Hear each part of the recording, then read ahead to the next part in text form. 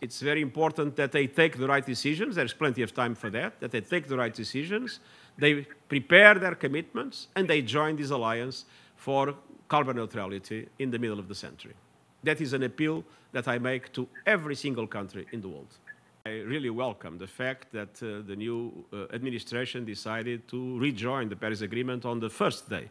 And simultaneously, Joe Biden has announced a number of other measures. We look forward for a very active US leadership in climate action from now on, as the US leadership is absolutely essential. The United States is the largest economy in the world. It's absolutely essential for our goals to be reached.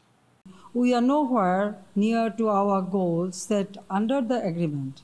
The reality is that the climate change is neither going to take a break nor it will spare us from its adverse impact for our inaction.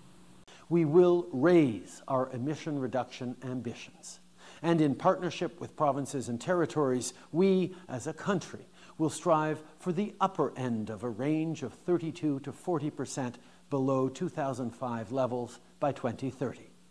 We will raise Canada's price on carbon pollution, rising by $15 a tonne starting in 2023 and rising to 170 Canadian dollars per tonne by 2030.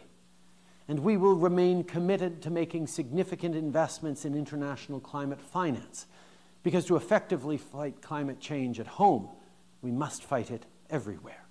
This pandemic has taught us the importance of global cooperation, and we must translate that lesson to how we deal with the climate crisis, because our kids and grandkids are counting.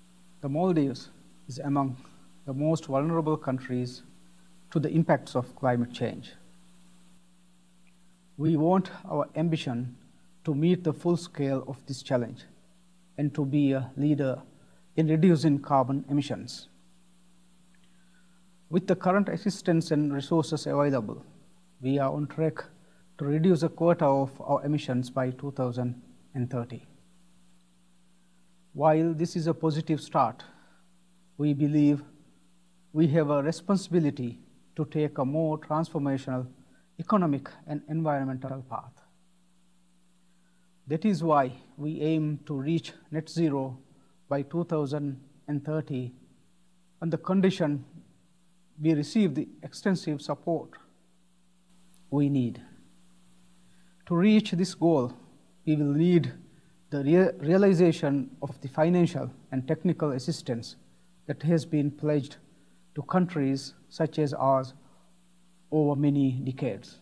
As a practicing doctor, I know the damages rising temperature can cause to our body and mind. We call it fever. May I say that our Mother Earth is having a fever, and the evidence says that Paris Agreement has the solution to it.